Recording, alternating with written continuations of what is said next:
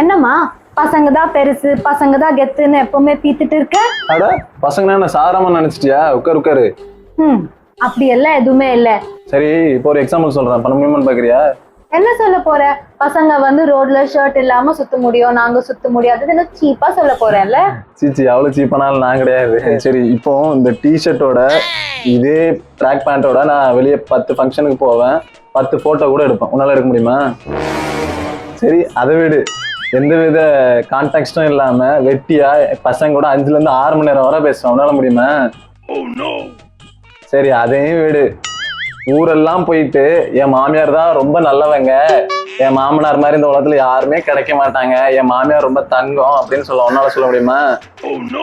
இது தெரிஞ்சிச்சு தானே. சரி விடு. Last one. எந்த வித காரணமே இல்லாம ஐயா மன்னிச்சுக்கிறேங்க, அப்பா மன்னிச்சுக்கிறேங்க, ஏன் சின்ன பசங்க காலைல கூட தம்பி மன்னிச்சுக்க தம்பி அப்படின்னு உன்னால சொல்ல முடியுமா? எப்பா போதுப்பா சாமி, இங்க இருந்து போயிடு, இல்லாட்டி சோத்துல விஷத்தை போட்டுடுறேன். ஓஹோ, இது தெரிஞ்ச விஷயம் தானே.